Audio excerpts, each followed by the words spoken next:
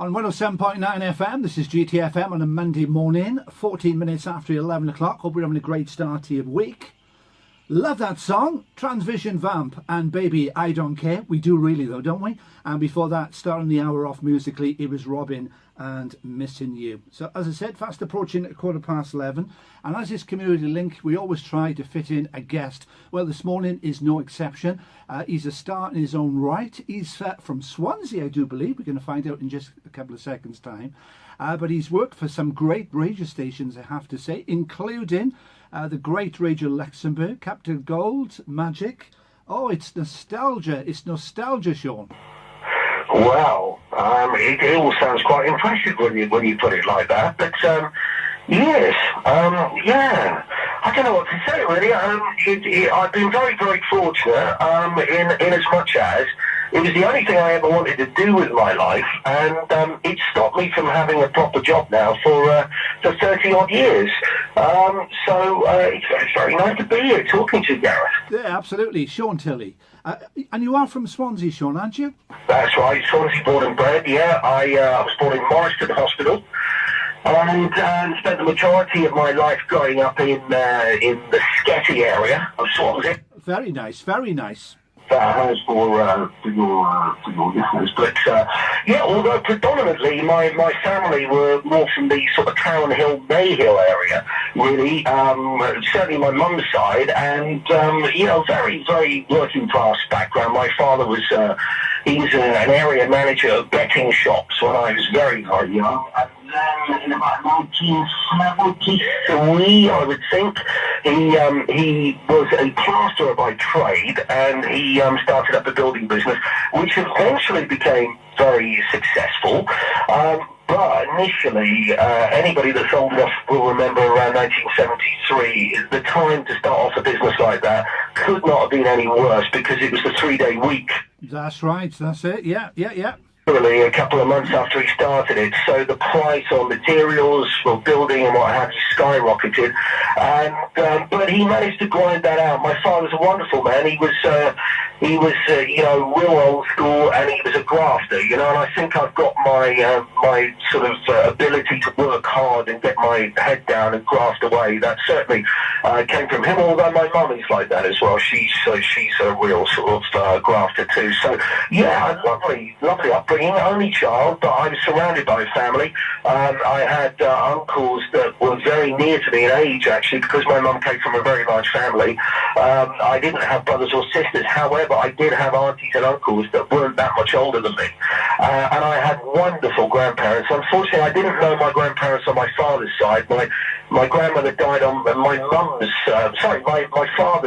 mum died a couple of years before I was born, so I never got to meet her, sadly. And my grandfather on my dad's side passed away when my dad was just 5, so that would have been in the 1930s. But my maternal grandparents were absolutely wonderful, and I was very, very close to them. Excellent. Now then, broadcasting, Swansea Sound it was then, in about 1986, the mid-80s it was, Shaun? Mid-80s, yeah. I think at the time, Gareth, I think I was the youngest DJ on UK radio, certainly to have a show, and it was kind of like a youth program on a Sunday afternoon, and there were other presenters on it as well, I have to say. But very quickly after that, I started doing other programs on Swansea Sound. I was doing fill-in at the weekends, and doing some weekend breakfast shows and things like that. But I didn't do it for very long. I'll be honest with you, I don't think Swansea Sound thought I was the management, I don't think at the time thought I was anything special, And I'm not saying I was, by the way, I was awful. But there were one or two people at Swansea Sound that saw something in me. They had some faith in you, didn't they? They had some faith. Well, yeah, not the management, but I have to say, the program controller at the time is somebody that I bump into occasionally at Swansea Sound sort of reunions and things like that, and he's absolutely lovely. He's the first to admit that, he might possibly have got it wrong on that call, but having said that, I don't hold it against him at all. That was his belief at the time, and I don't think I was great, and probably a little bit cocky. And I don't mean that in a bad way. And I just to explain more about that, I had the greatest of respect, and still do, for my elder broadcasters. So the people that saw something in me and actually believed that I was going to go off and make something of myself were people like the late, great Bob McCord and Steve Dewitt, who's still working there. Yeah, I know Steve. I've worked with Steve, yes. He was a great supporter of mine, and also somebody who passed away only a couple of days ago. It's very sad to hear, Chris Smart. They were the people that really believed in me at Swansea Sound and thought that I was going to go off and do well for myself. And also Stuart Freeman. I must mention Stuart Freeman. He was another one. And in actual fact, when I got the job at Radio Luxembourg, I'm bouncing forward a couple of years now, there's a great story. But Steve Dewitt, who was very proud of this, when I got the job at Radio Luxembourg in 1988, I think, it was in the South Wales Evening Post. You know, it was a bit of a news story because it was a big deal. The radio station, national radio station, millions of listeners. And Steve Dewitt, who was the second in control at Swansea Sound, he loves to tell this story even now. He actually went into the program controller's office at Swansea Sound and slammed the South Wales Evening Post down on the table and said, "There we are. I told you he was going to make it." Having said that, you know, the program controller was a very, very nice man, and you know, and I've seen him since a few times, so it's all good. It's all good. It's all good. Brilliant stuff.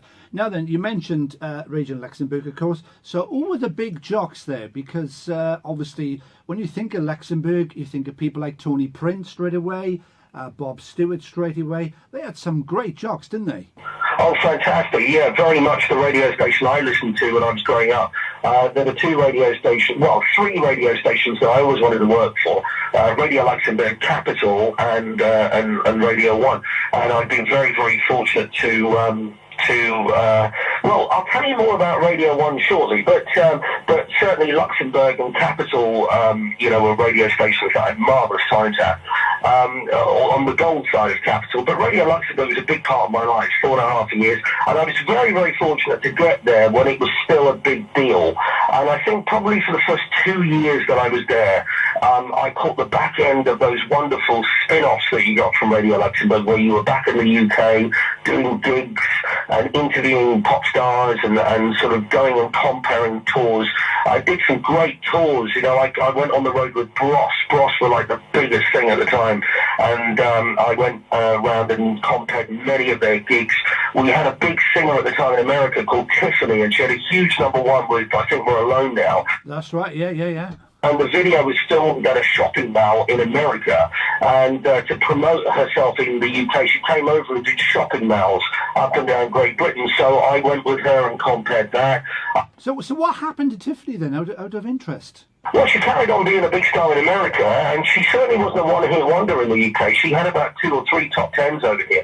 But of course, other people, you know, most people forget about Could Have Been, which was another big hit for her. And she also did a really big top 10, UK top 10 version of the Beatles. I saw him standing there.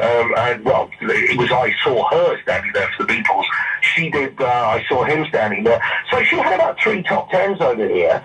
But yeah, she went back to America, and I think she's still pretty big over there, but in the UK it didn't really last that long. Debbie Gibson was another one that I worked with when she came over. And of course I compared all these Aiken and Waterman tours, you know. So all these wonderful things that you got, a spin-off really from Radio Luxembourg. Although having said that, I grafted very hard and got a lot of these things myself. I didn't really get a lot of help from Radio Luxembourg with things like that. However, they did give me the shop window. They did give me the platform by being on national radio every night to get these things. So who were the big jocks there when you were there then, Shaun? Well, again, you know, because I caught the back end of the really great days, there were still people on there like Stuart and Ollie Henry. Bob Stewart was there initially when I got out there.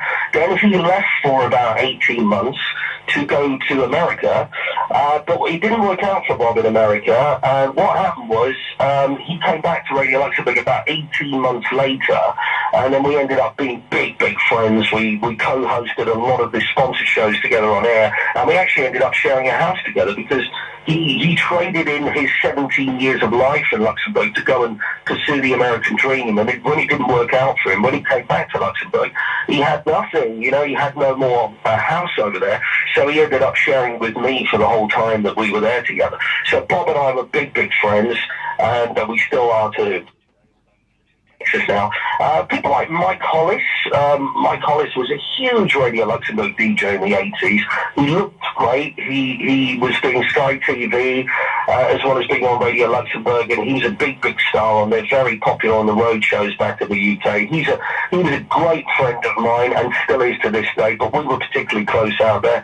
And there were also people like Mark Page, who'd not long been on Radio 1, and I think his contract was renewed at Radio 1. We were very, very happy when he came and joined us at Radio Luxembourg because, again, he was a well-known national name, having been a Radio Luxembourg DJ, having been a Radio 1 DJ for about 4 or 5 years.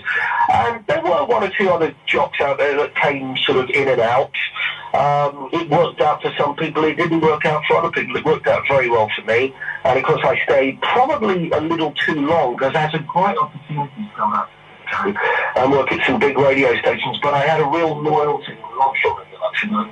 I did stay in the end because I ended up doing the last ever show, or the last ever night on 208 when it closed down, and I did that, co-hosted that with Jeff Graham.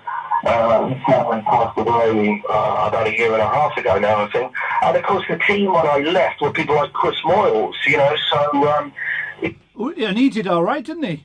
He did all right for himself, yeah. So, again, Radio Luxembourg had some really big names that were still hanging around from the 70s and the 80s, but also right through till the end, you know, with people like Chris. They could still spot the next big thing, and it was a marvellous time for me. Long time ago now. I mean, even when I closed it down with Jeff, I mean, that's 27 years ago nearly, you know what I mean? So we are talking a long time ago. Yeah, yeah.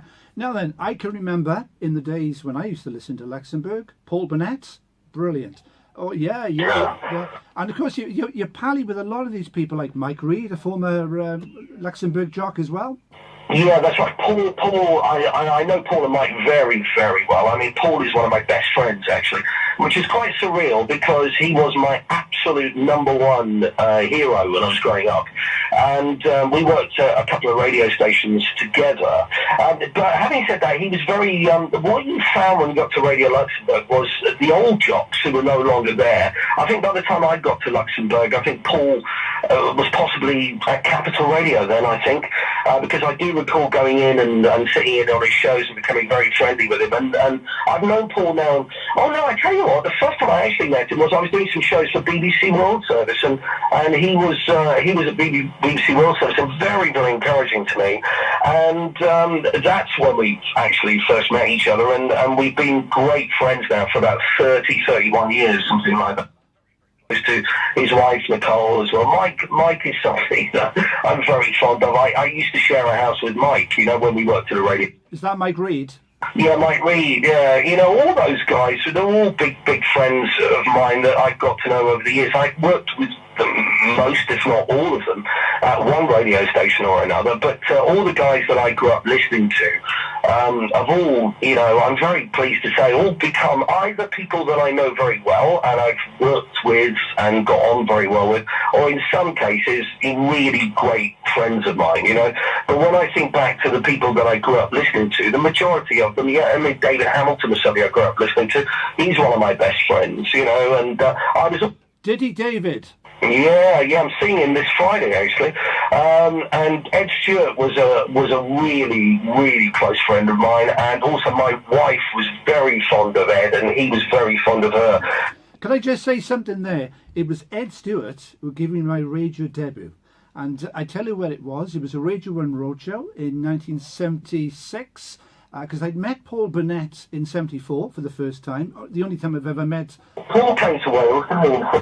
That's right. You might remember that, actually. But Ed Stewart gave me my debut because it was a yes-no game. And, of course, it was one of those great roadshow favourites because Ed used to do it. And you might remember Bruno Brooks used to do it as well. Yeah, really, yeah, Bruno's a pal of mine, yeah, and I do remember when he brought that back, yeah. Yeah, so I got a lot to thank Ed Stewart for. It was So did you go to see Ed Sheeran? Which one in Wales was it in '76? It was at Castle Bay. Oh, I went to that. I was at that. You wouldn't remember. Well, you wouldn't remember me, obviously. Or anything that happened up on stage, but I do remember the actual show, and I do remember being there. I went down there actually with my auntie and her boyfriend at the time, who she ended up being her husband, and she's like a big sister to me, really. And she took me down there, and I remember. So I would have seen you on stage, Gareth. Isn't that remarkable, though, to think that you actually witnessed my radio debut all those years ago? Unbelievable. Anyway, Shaun, we're going to wrap it up very, very quickly. So what are you actually doing now, then?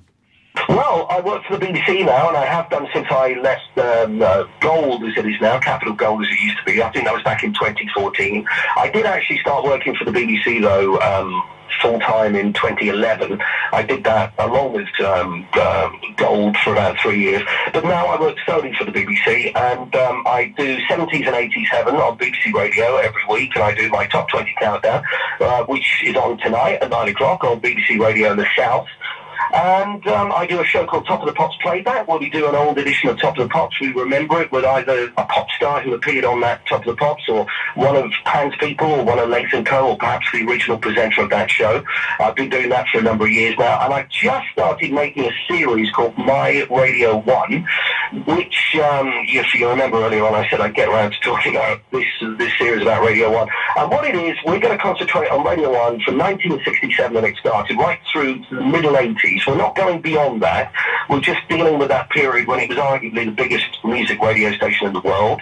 And each week I will have in the studio with me either one of the old DJs or one of the old producers, because they were integral. So have you actually worked with Dave Price? Because Dave Price was the one... With Dave Price. I worked at BBC World Service, and my shows were produced by a lot of Radio 1 producers. And Dave Price was certainly around in those days, and a lot of my friends worked very closely with Dave Price. He produced a number of people at Radio 1 back in the day. I never had the good fortune to work with him, and of course, very, very sadly, he passed away a few years ago. Oh, I didn't know that. That's sad. I didn't know. Yeah, he gave me a lift down from the Castle Bay Hotel that particular day. Yeah, nice guy. He was that kind of man. So, yeah, a number of the other producers at that time are doing the show with me, and Newsbeat people, and even secretaries, Radio 1 secretaries, an integral part of the success of the radio station at that time, will be guests on the programme as well. So I recorded one on Friday, actually, with Steve White. Oh, righty, yeah. Just before he went on air and did his Radio 2 shows. We actually make the programme at Broadcasting House, or New Broadcasting House as it is now, and sometimes we use the studios of Radio 2 as well, Wogan House. So it's nice to be in amongst it, where all those great stories and achievements actually took place in those very early days. Well, Shaun, it's been a great pleasure listening to you. Let's be honest, we could talk forever, couldn't we? Well, I usually like to get paid for it, but... Oh, don't mention that to Terry Mann. Well, please give my regards to Terry Mann, who I knew and worked with in the mid-90s when they split up Swansea Sound with the FM and created a new radio station called Soundwave originally, which became the Wave. And Terry was the managing director there for a couple of years, and I worked with him. And please give him my very, very best. He's a nice man. Oh, he's smiling already, I'm sure. So, Shaun, you... Yeah, maybe. Listen, my friend, you're very welcome to come back at any time, and do keep in touch. Shaun, it's been a privilege. And likewise as well, Gareth. Thank you very much. Yeah, you're very welcome. Thanks very much, Shaun. Bye.